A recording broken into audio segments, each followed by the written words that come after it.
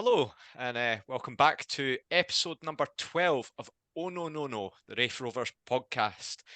We're joined this evening looking in the run-up to our trip to Hampden, which is a bit of a rarity to say for Rovers. This evening joined by Scott Fleming, a man whose consistency of appearance is now putting Craig Wilson to shame. How are you doing, Scott?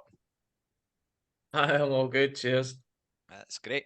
We've got a new debutante this evening. A woman who says, "Ea no quiere ir a Idaho." Muy bien. Hello, good evening. So we're joined by Carol, who's joined the podcast crew now. So how are you doing, Carol? I'm doing grand. You'll be pleased to know that the weather in Barcelona today was cold and rainy, preparing me for Scotland. So excellent. Summer is definitely over. You've not got the blue skies of Burnt Island behind you, as you see. Yes. So we've also got, sticking on the Spanish theme, we've got El Jefe de Podcast. We've got Mr. John Greer. How are you, John? What does El Jefe mean? The boss. No, hardly. I'm good, thank you. Excellent. And then finally, brown hair, great sense of humour, relatively new to Starks Park, but that's enough about Kevin Dabrowski. How are you doing, Christina? I'm good, thank you. That's fine. So, Carol, we're just going to start with you. Obviously, debuting on the podcast tonight. Your thoughts on the season so far? How have you found it?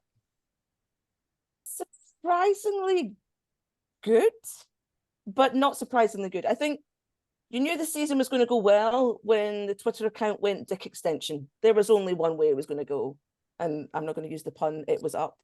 But yeah, it has been surprisingly good. The pessimistic side of me is like, when's the slip up coming? When is the...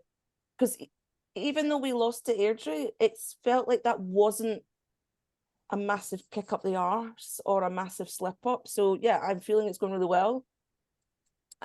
Quietly confident. Good. No, it's. I think it's understandable naturally across the support that we've generally had that consensus that we're doing very, very well. As you say, the Airdrie game didn't really come in the sense that you never felt that we were completely out of it. So I feel that it's probably very similar to what a lot of the support are saying.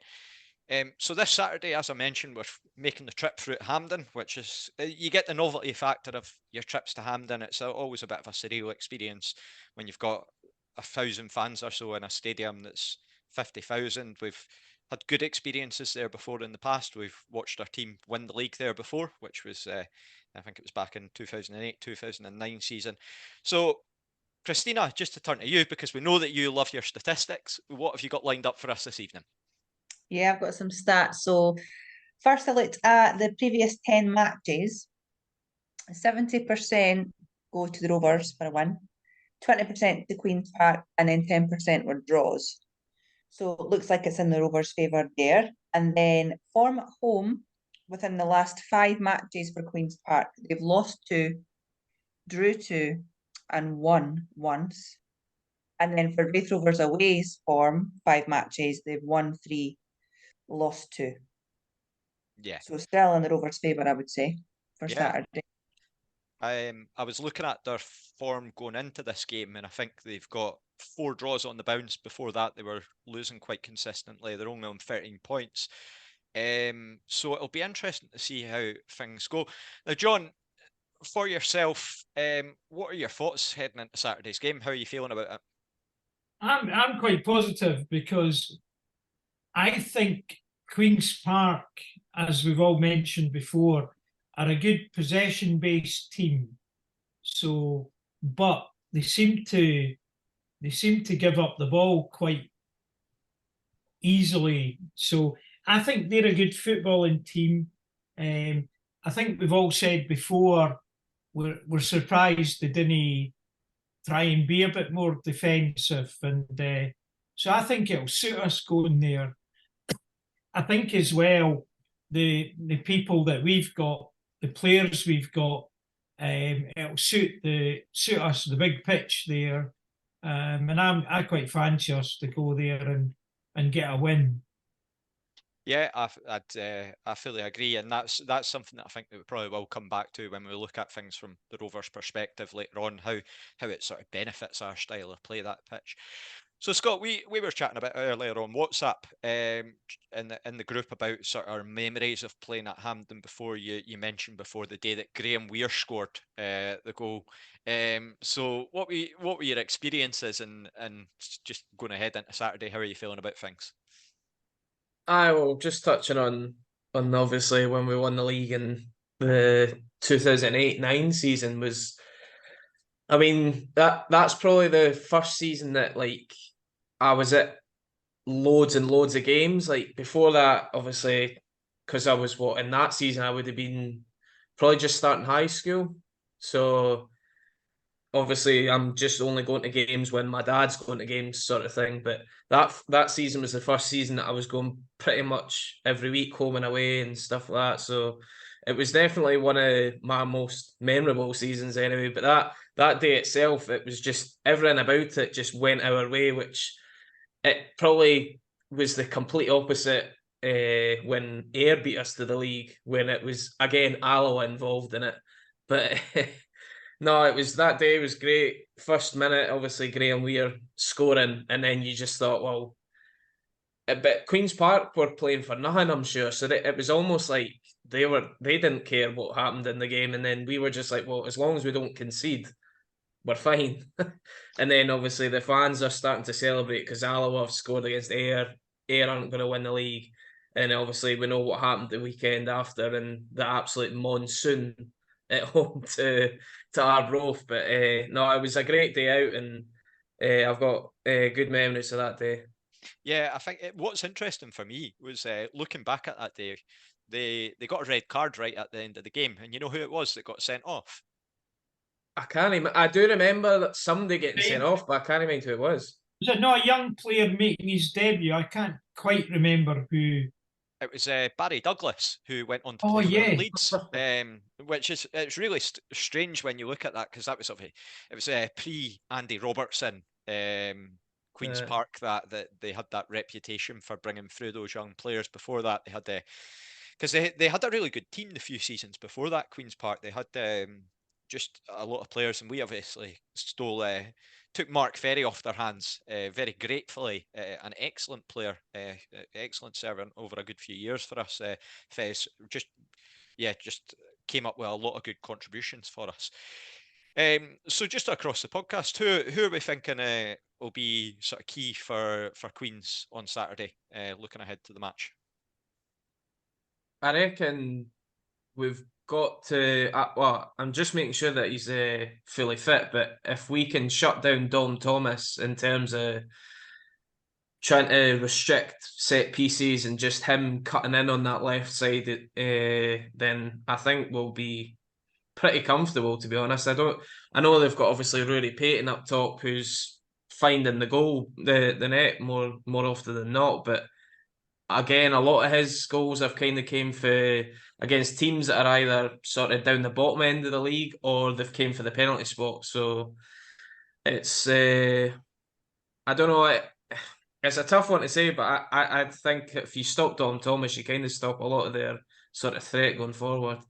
Yeah, I think that Thomas has always been a bit of a wind-up merchant, particularly gets it tight from us because even before he played for Dunfermline, he was a player that was renowned for putting on performances for Dumbarton, and then he moves to Dunfermline, and then naturally he's just going to attract a lot of stick. What are you thinking, Christina? Normally I'm a 5-0, 6-0. I've never gone quite to 7-0 yet. Normally that's my prediction, but I'm only going to go 1-0, and that's because of Callum McKenna, because I was absolutely gobsmacked the last time we were at Stars Park watching. So this might change your prediction. I don't know if he's fully Okay. fit. I think he's only just coming back from a sort of long-term injury, so I think that it might be Callum Ferry that's in goals. Right, well, if it's Callum McKenna, I'm going 1-0. If Okay. it's not him, I'll go with a 2-1 Rovers. But Callum McKenna is absolutely unbelievable. Yeah, I know that we've spoken at length about sort of players to keep an eye out for in the Mhm. future and players that we would like to see at Rovers, hypothetically, or sort of players that have stood out in the Championship so far. And I think he's deserved all the praise that he's received because he looks a tremendous young goalkeeper and one that can really go to a very high standard. So it'll be interesting to see when he's back from his injury. And Carol, is there anyone for you that's sort of jumping out aside from those that have been mentioned, sort of Peyton and Thomas? Not really. It's only Thomas has only come across my radar. I'm going to fully admit Queen's Park is not my area of expertise. Fair. But looking at the stats, they're conceding like 2 or 3 goals on average a game. So if we can sort of put pressure on them and shut down Thomas, like Scott said, I think let's go for 3-2, 3-1. Be positive. I'm with Christina. I'm with the let's go high. Yeah, well, fingers crossed that we can sort of go down that route. And I know that our games have been tight this season so far. And last Saturday was no different with that 1-1 draw against Airdrie. I think either team really could sort of say, and I know that we've spoken about it in the sort of post-match of on Sunday, that either team really could have probably been looking at 3 points. And for yourself, John, anyone for you that's jumping out in particular? No, not really. I always think a man that served us quite well when he was on loan to us was Louis Longridge, and when you see them playing on a Friday night, he's a guy that I always look out for because he's a really nice bloke and still has a lot of time for the Rovers, and we're fondly remembered for that wonder goal against Rangers that he scored.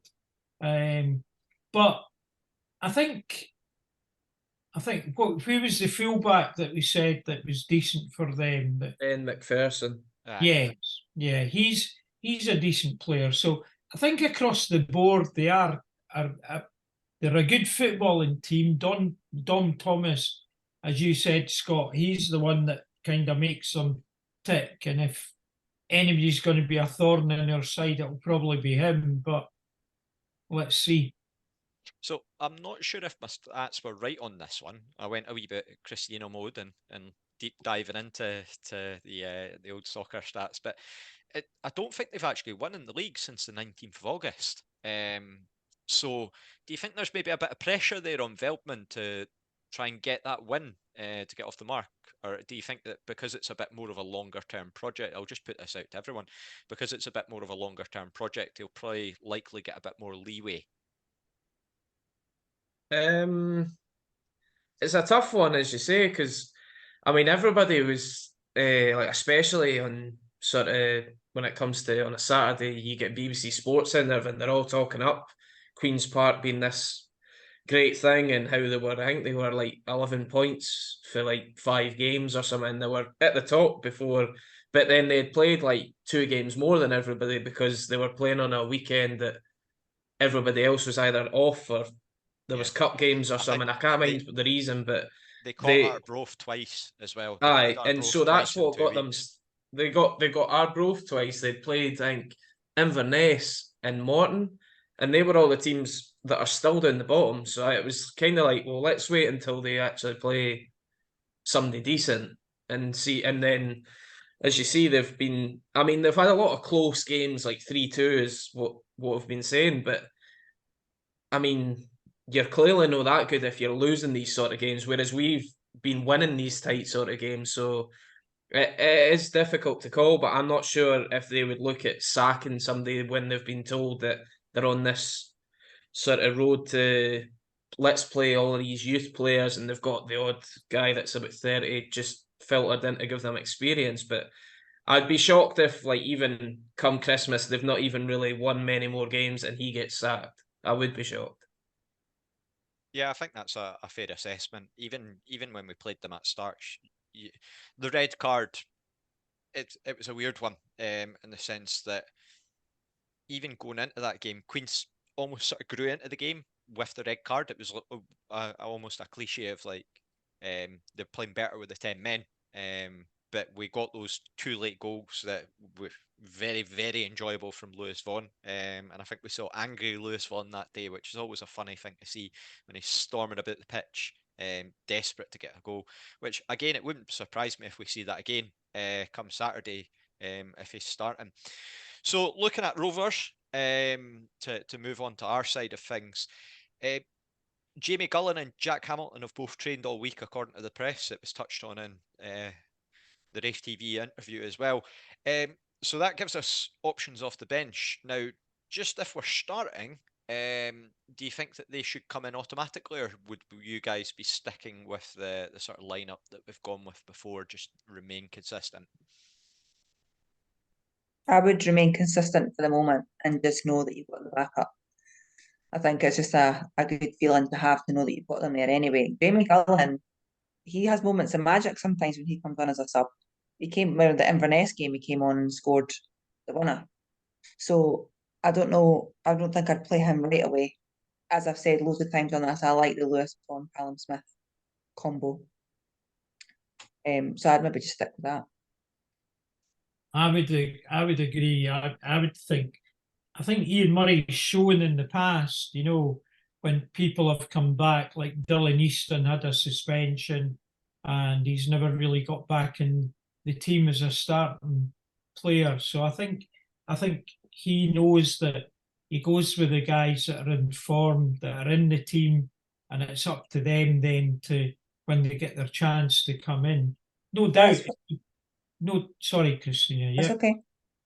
I was going to say that's what Lewis Vaughan had actually said in one of his interviews, wasn't it?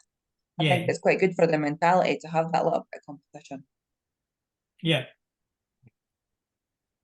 So I'm wondering if Vaughan will get not dropped, but put on the bench to make him hungry to score and bring him on. Yeah, I mean, I've just got this feeling that he might not start on Saturday. Who's that? Sorry? Vaughan. I'm wondering if he'll get put on the bench just to make him a little bit hungrier for a goal. No, see, for me, I think Lewis Vaughan, for me, has done really well this season. When he was out the team, he came in against Queen's Park, got his 2 goals, and then I'm quite pleased the way that Lewis Vaughan's played in the games this season. You know, his injuries are, everybody knows about his injuries that he's had, but he's shown a really consistent run of form just now. The goal he scored against Dundee United was I thought was a great goal. And I know that last Saturday he looked a bit annoyed to be brought off. But that's what you want. You know, you guys are talking about an angry Lewis Vaughan. That's what you want. You want that hunger, you want that desire, and hopefully he doesn't get dropped. Sorry, Carol. No, not maybe dropped was the wrong word. I'm thinking that maybe just tactically make him hangry. So hungry and angry, a combination of the two, make him hangry for some goals. Yeah, I think it's a very interesting one. And I don't think anyone can ever grudge Lewis Vaughan for feeling that way if he was angry as such. I mean, we obviously don't know how he's feeling, and it's very much up to Ian Murray and the management to how to handle that sort of situation. But yeah, you want to see him on the pitch, and he is that type of player as well. He's not going to be fully at it every single game, because frankly, no player at our level is. But when he is, you get games like the Queen's Park game where he comes on and gets that double, and he's got that impact, and it's goals that you might not expect. Like, you had the second one was a poacher's effort, but the first one was a header in the box, which I don't think anyone would have really foreseen. So yeah, you've definitely got that element there. Looking towards the back of the pitch as well, Dylan Corr's back in training, which was really good to see, and there's been an update that Ross Matthews seems to be progressing well, but Ian Murray's tempered expectations about both of them, saying, so just give them the time. So they must be really, really hungry to get back. If we were talking about hungry players, those two, I've mentioned it before, but those two must be desperate to get back in the squad. So how do you think that will go when they get back in? Just open it to the floor. I'm not, well, I know Ross Matthews will be absolutely chomping at the bit because he's been out for ages. I mean, what did he play, 4 games last season? Something like that. So if he and then 4. yeah, he got he came back, was it like November time last year, and played like 4 games or something like that, and then got injured again. And then obviously he played that sort of 90 minutes up at Montrose, and that just, yeah, everybody thought, oh, right, he's back. And then he was out injured again. So it was just the case of, well, luckily for us, we were able to obviously bring in Sean Byrne, who's played that sort of Ross Matthews role. But no, I can imagine he'll be chomping at the bit, as I said. But Dylan Court, I mean, he's a young lad still, and he's only played, what, even one season of like proper sort of men's football when they played last season with the Celtic B team, because they were playing in the Lowland League last season. So obviously this season was a sort of big jump for him, and you could see he was obviously enjoying getting game time in the League Cup group games, but you could also see very early on that he was going to be somebody that the fans were going to have to give time, because he did have a mistake in him, but what is he, 19, 20? Yeah. So he's only like a year or two older than Adam Masson, for instance. So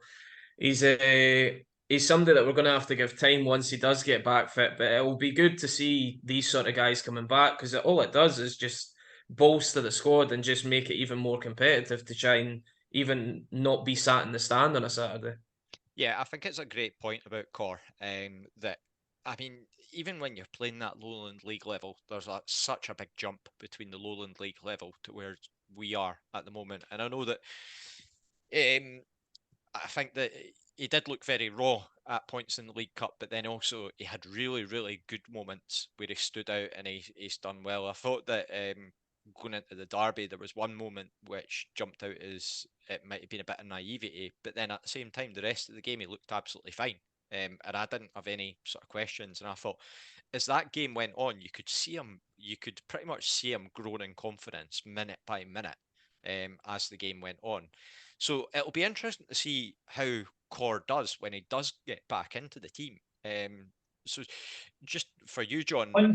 Yeah, can I just say on Dylan Core, you can imagine the young guy comes to the club, he signs a 1-year deal, and we're talking now mid-November that he's missed such a period of the season. You have to feel for him, because he's been given his chance here to show what he can do, and it's been so badly curtailed by the injury he picked up. So hopefully when he comes back, he doesn't come in and he's over eager to impress, and that he's able to get a wee chance.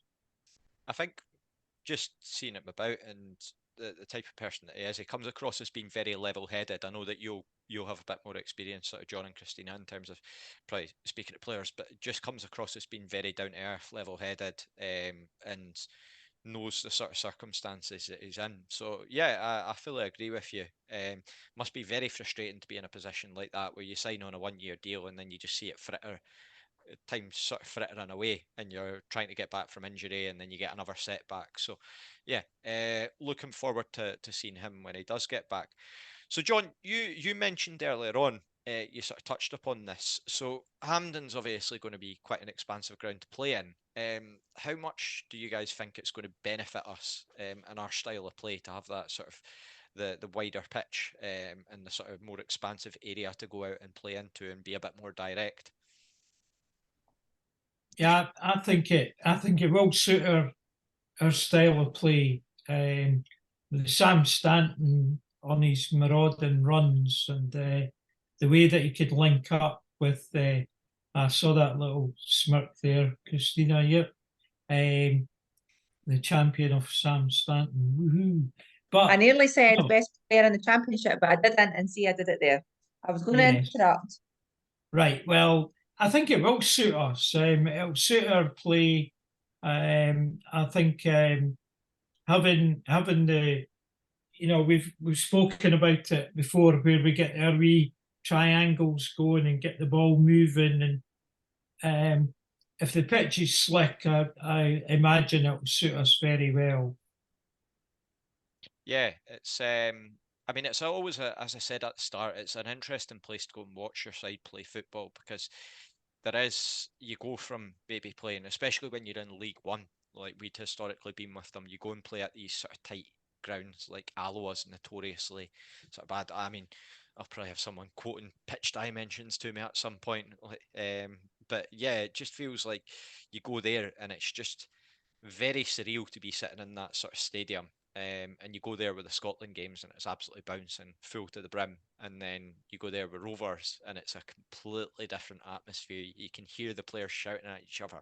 But then you end up with a lot of fond memories. I still remember going through, I think it was a cup game that we played them, Scottish Cup, and Willis Furtado scored that absolute rocket of a goal. Whatever happened to him. So yeah, as I say, just a surreal place to watch it. Did we score 5 that day? I think maybe we did. I remember there was It a was game a that we scored 5-0 win. Yeah. I remember there was one, because one of the games that we played against them was when Regan Henry made his debut, but he only got about a minute. And everyone had said about Barry Smith, like, why is he not playing this lad from Celtic? For ages, we were waiting and waiting and waiting on Regan Henry to make his debut, and then eventually he did. And then he started gradually getting more and more sort of game time, and then became the player that we know and love. So I'm pretty sure that Willis Furtado goal won goal of the season that year at the awards. it wouldn't surprise me because It was brilliant. that season it was Willis Furtado just a Willis very Furtado, I really liked him, by the way. He was good. see when he signed, I genuinely thought this guy's going to win us the league, and then Yeah. and then I saw him walking down Kirkcaldy High Street with 6 Kinder Buenos under his hand, and I thought this guy is not going to win us this league. I remember when I saw him down Kirkcaldy High Street and I started screaming, "Oh, Willis Furtado!" I think he thought I was a total celeb. It wouldn't Made his day. surprise me. Made his day. Sure. He went back and bought another chocolate bar. More Just to Kinder celebrate. Buenos. Just off to Norway. I don't think they've got fish suppers over in Norway, so he's probably just on a diet of salmon and rice now, and just absolutely shredded to the bone because he ended up. Let's bring him back. Let's get him signed again. I think certain fish bars in Kirkcaldy would be happy with that decision if we could. Also, podcast listeners as well, apparently. So yeah.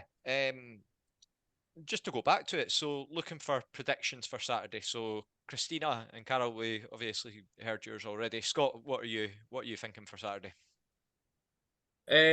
Just before going on to like a score prediction or anything, I think I kind of touched it on Sunday that I would actually make 1 or 2 changes to the side because I'm really wanting to get Dylan Easton back in the starting team because he's now had a few games coming off 20, 30 minutes here and there. So I think now he's had a couple of weeks where he's sort of, again, we'll come back to it, he's hungry to be starting again. And he's looking good coming off the bench. So, and the player that I would look to drop is probably Josh Mullen, which some people might say it's deserved. It's probably 50-50 with him that he brings you that bit of quality just with one delivery, but at the same time, you get kind of 50, 60 minutes and nothing that you don't notice him. Whether he's actually working hard off the ball, he just doesn't seem to do a lot. Whereas you always are seeing Aidan Connolly, like his tenacity, just running about constantly, buzzing about, trying to get the ball back and whatever. So I would probably bring in Easton to play on that left side and then push Stanton up one into the number 10. Because if you've got them two bouncing around with Callum Smith and Vaughan, I think we're going to cause havoc for them. I would agree with that because I think Stanton was too far back. So I would agree with pushing Stanton up because I feel like he's much better. I mean, it's an interesting one. I feel like Josh Mullen's actually probably improved a fair bit when he's been played out on the left and just cutting in and being able to get those deliveries. It's a tricky one because with Easton, you always know that you're getting that moment of quality. And he's always got something there in his locker to be able to pull it out. It might not work every time, but again, it's much like Lewis Vaughan, where you just hope that you're going to get that moment of magic, and more often than not, he does have that there.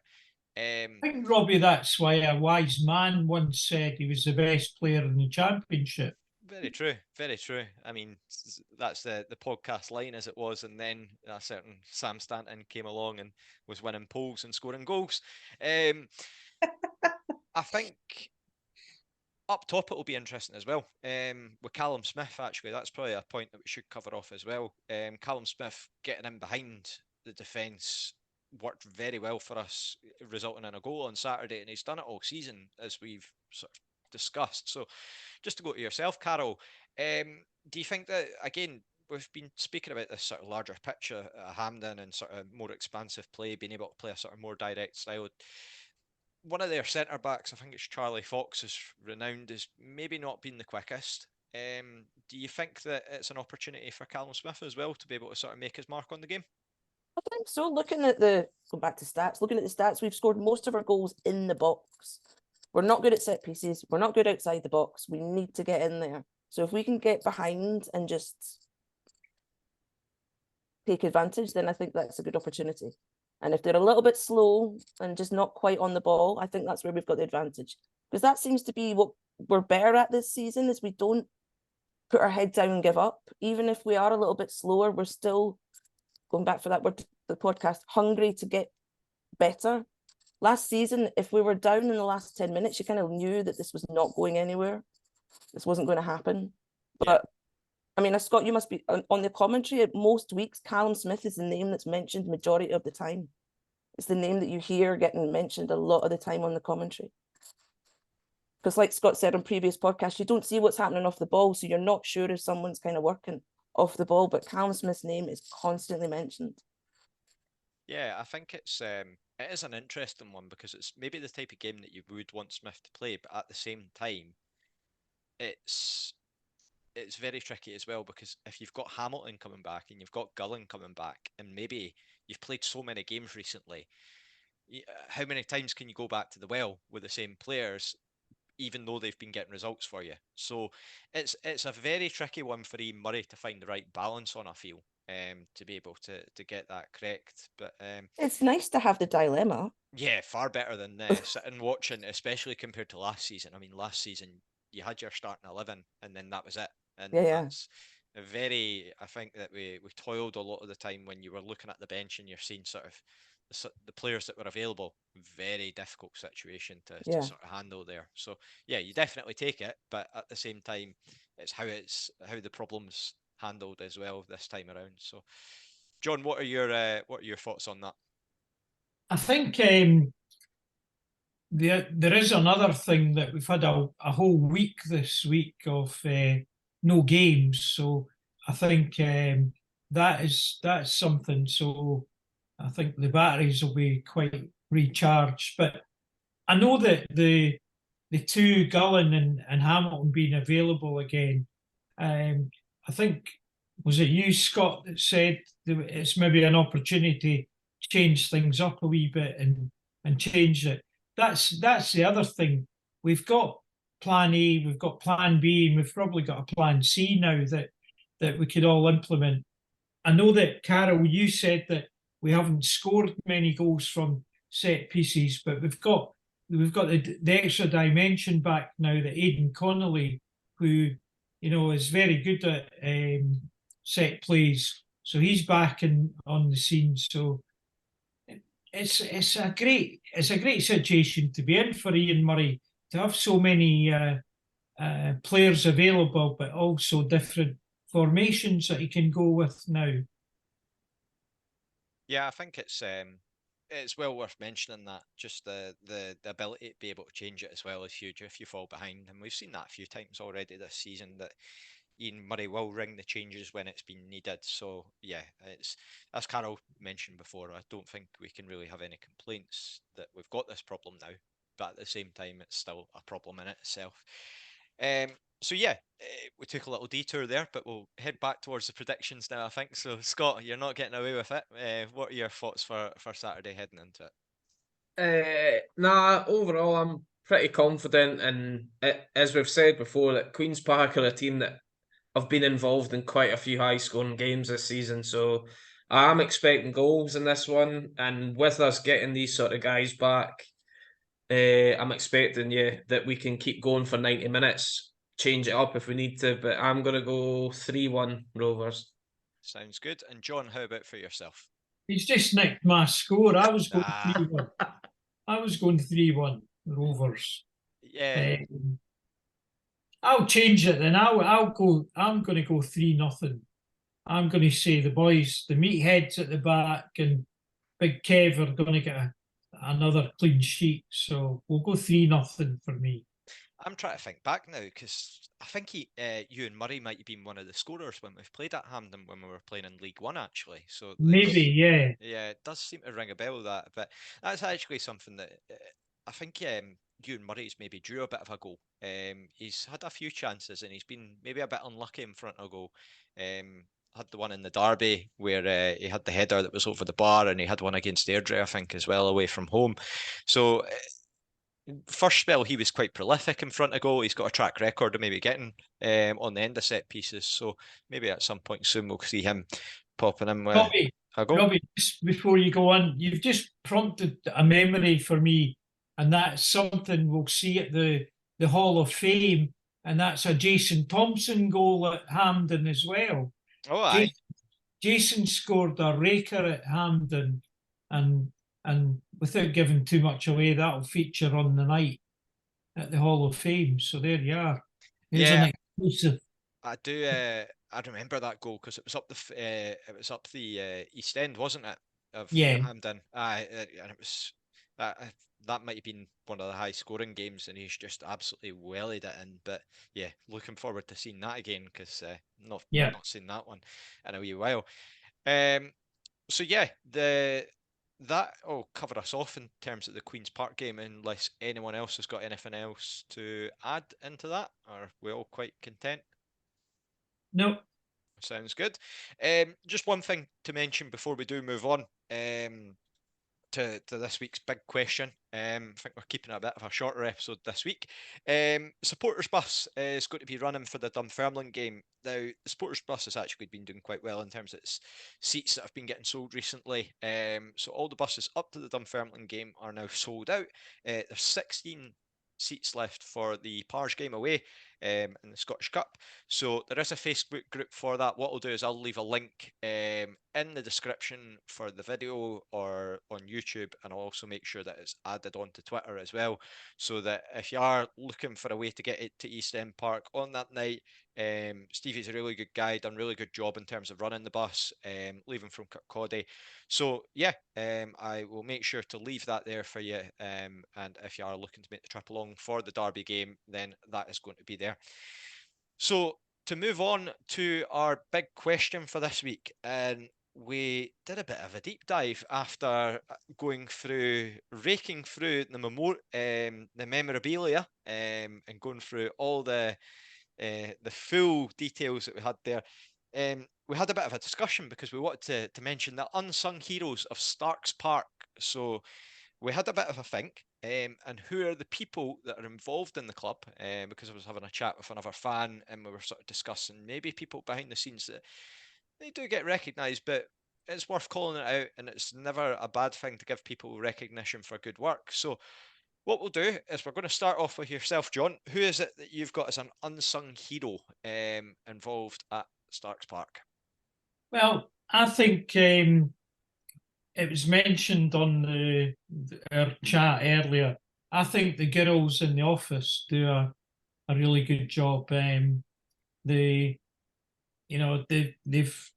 had a lot of ticketed games recently that they've had to work on that, but over the number of years they do a really good job, and I think they're the unsung heroes of the club. Yeah, fully agree. I've become familiar with Laura in terms of the fan panel. Same with Christina as well, and she's always been really nice. And they do so much work in terms of the club, getting things organised, getting ticket sales. You've got your season tickets as well at the start of the year, and just overall the work that it goes on behind the scenes. And I think it's very easy to sort of gloss over and overlook it. So fair play to them for the efforts that they put in, and all very friendly, really nice to speak to, and again, fair play to them for the work that they do, because a lot of it might not get recognised. You sort of go down, get a ticket, and then you disappear off, and you don't see how much effort is going on behind the scenes. Carol, Robbie, Aye. can I just also say the ones that we've mentioned before is the Raith TV team, you know, they do such a good job for everybody, you know. I think for a club our size to have the output or the quality or the output that Davey and the boys put together is quite phenomenal. So well, John, I've stolen your thunder. that is going to lead very nicely, and I want to give a huge amount of praise to Ian Grieve. Yes. So, yeah, Ian in particular, Rafe TV, obviously, they get a lot of credit for the work that they do. And you'll see Davey and Neil about the club, and everything that they do is fantastic. They've done such a good job in terms, and again, COVID, we were so far ahead of the game in terms of COVID and the situation there, because if it wasn't for Rafe TV, we would have been stuck saying, how do you get a club TV service going? Well, we didn't have to ask that question. It was all about how do we improve that. But Ian Grieve in particular, he's the one that on your Saturday night, when you're waiting patiently for midnight to come to watch as we've scalped Dunfermline, or we've got 2 late goals against Queen's Park, or Jamie Gullins smashed in an absolute raker against Cali Thistle to end that godly, ridiculous run that they had against us. Ian's the one that's putting the match highlights together, and I'm fully of the belief that he would have them prepped and ready, and the only reason that we've got to wait for midnight is because of daft rules from the SPFL with the broadcasting laws. He just does such a good work in terms of putting content together for the club. So a shout out to Ian for everything that he does and as part of the Race TV. And again, just to extend it, the full Race TV team in general and just the work, you look at the comments that get put in from opposition fans when they're watching the game, maybe from overseas, and they're saying, oh, our club's got a TV service, but why don't we have ex-players on to talk about it? Because you had Dunfermline fans saying that about Stevie Tosh in the latest derby, saying that he'd been on to sort of speak about his experiences in games and how he'd done. So yeah, I think that's a great shout, John. So fair play to all of them. So we will turn next to yourself, Carol. Who is it that you had in mind? Well, you've both stolen it because Raith TV, because yeah, I mean, I remember when Raith TV started and it was a small aerial in the railway stand with a tin foil booster would be the best description of it, trying to get the signal across to the little cubby hole to broadcast, and just like crossing your fingers it would go, and just how far the service has come. And how but Raith TV started, I think, with the podcast, the treatment table, just having that and sort of being able to have contact, because I'm old enough that when I moved here, there was no Race TV, there was no podcast. It was phoning my mum and saying, what's in the Fife Free Press this week? And get my mum to tell me what was in the Fife Free Press story those weeks. And then found the podcast, got friendly with Davey, and then Race TV appeared. Because before there was pictures, it was just audio. It was audio for a while. And I think they've just done one, and they're not trained. They're not TV professionals who've set up a TV channel. They're people who've discovered along the way. Yeah. And I think it's just amazing. I think it's very easy. Davey, I've spoken to Davey on a few occasions now, and I've been lucky enough to sort of get to see how the systems and how things operate with Rafe TV. And that is something that I think is quite an interesting point, because again, everyone sort of looks at Rafe TV and thinks, oh, I could do that. I could sit and commentate on a game.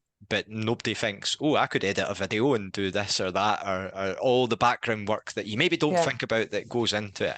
So yeah, it's very interesting to see that side of things and how much time and effort's put in, and it's such a classy production that they put on. So yeah.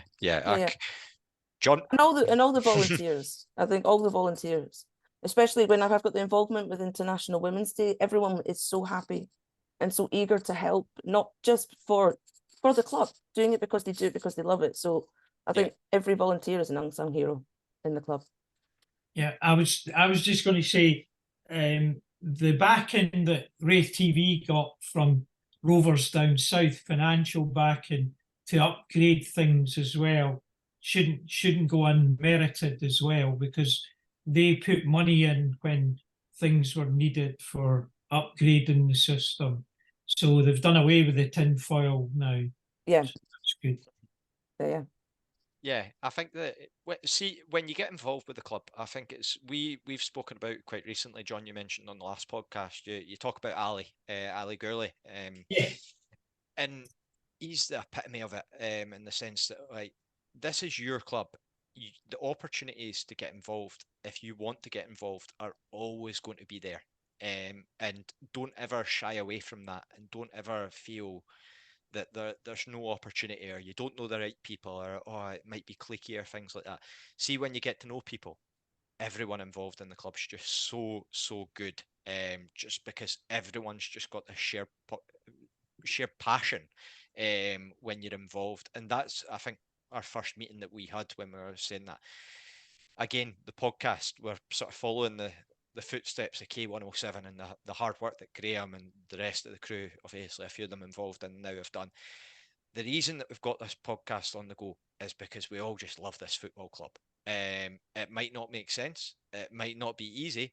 It might be daft 99.9% of the time. But yeah, that's you just and there's been so many people that have contacted about the podcast and sort of said positive things. So yeah, it's the same with all aspects of the club. You've definitely got your opportunities there if you want to get involved, and they're never going to shy away from that. So aside from Raith TV and the team in the office, who are our other unsung heroes? We got any others? I have one, but I just want to say one more thing about Davy Hancock. Davy Hancock is one of the nicest people you'll ever meet. And he is actually a professional, because see, when you're listening to the interviews, I sometimes listen to Davy more than Ian Murray. And I listen to Davy and I'm like, how did you know how to ask that question in that way? Mm-hmm. He's actually amazing. And I love the fact that he's always there with his wife and his daughter who help and stuff. And it's just like, it just shows what this club is all about. And it's like about family. And it's just, Davey will speak to you like he's known you for 30 years when he's met you for 30 seconds. So just want to say that. But my other unsung hero is a man called Ian Stewart. And Ian is there every single home game, and he takes charge of the ball attendant. So whenever a parent drops them off, I'm sometimes there round and about, but Ian's always there before me, and stands in his suit jacket with his Rovers emblem on it and greets them all, and then out of his own pocket gets them juice and sweets and a snack for half time, and looks after them all day. He's always there. He's at the side of the pitch, and at the end he tidies up and he takes their jackets, and he's a very friendly man, and he's absolutely lovely, and he's done that job for years. And again, is one of those people that never shout about it, doesn't make a song and dance about it. He'd probably be quite embarrassed that I've given him a mention, because he probably sees it as a duty to the club. He's just that kind of guy that wouldn't expect any recognition, which is even nicer. Yeah, that's a great suggestion. And again, we all know the impact that volunteers have at the club, and just the time and effort that goes into things. So I think it's a fantastic shout to sort of give him a mention. And is there any other, Scott? Have you got any to jump into mind? I've got three that I suppose haven't really been All right, calm mentioned. down there, Blair Hopcroft. What's going on? Obviously, well, seeing as everyone else has kind of chimed in, I wanted to have my own wee Raith TV thing of, I'm somebody that's, like Carol, been living abroad for quite a few years now, so I've been using it since about probably 2015-16 season. And I mean, I've met Davey and Neil maybe twice in person, but they, as Christina said as well, the way that they're describing games, but also they're adding in sort of personal details and little things about. It's almost like they've been a part of your life for ages, yet they're just there on a Saturday talking about the game, talking nonsense to whoever's co-commentating, and then yeah.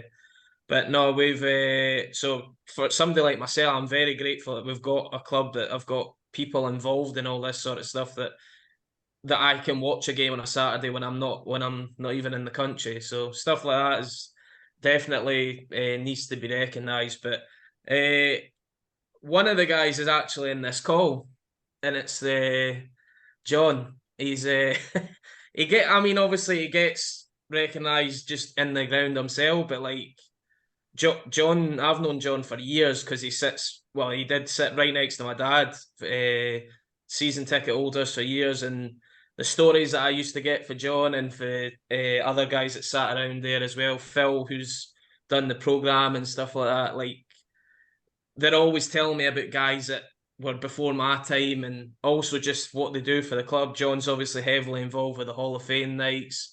He's taken on the former players sort of role for Ali. Ali was also on my list. Ali Gurley was another guy that just was brilliant around the club, helping out and also just organising stuff for former players as well. And I mean, when you go to like away grounds, obviously you don't know all the information because you're not involved with that club, but I don't see anybody club-wise dealing with former players the way that we do. Yeah. Like you never really hear people at halftime they might come on for a draw, but I don't hear people say, oh, they're doing co-coms or they're doing this with the club or they're coming to do this event. Like I think what guys like John and Ali have done have been superb. And my last guy would be Simon the Kit Man.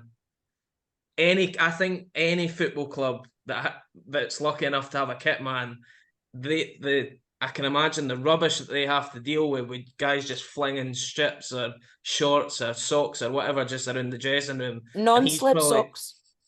Well, he might need to scrape them off the floor now.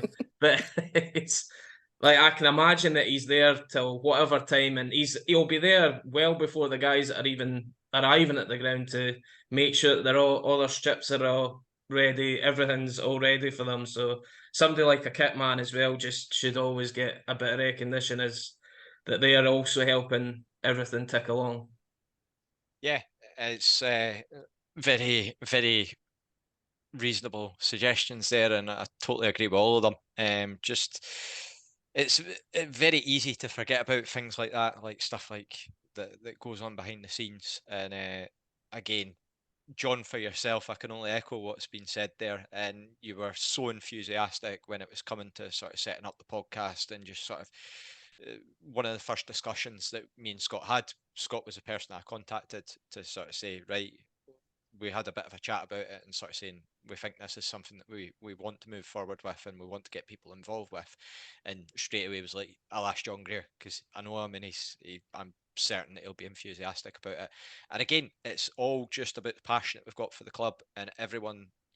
You get a lot of people that will come in as maybe just working at the club, and again that goes to the office staff as well. You see them and they are fully invested in the club. It's not a case of this is a job for me.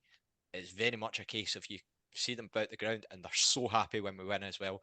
So yeah, kudos to everyone that's involved, that gives so much to the club, and would just an opportunity to really say thank you to them all. So yeah, on behalf of the podcast and everyone involved, thank you for everything that you do. So that will round us off nicely. As ever, we will be back on Sunday with our post-match review of our trip to Hampden and the Queen's Park game. So it'll be a good evening from me, and I'll allow the rest of the crew to say goodbye. Bye-bye. Bye. Cheers for listening.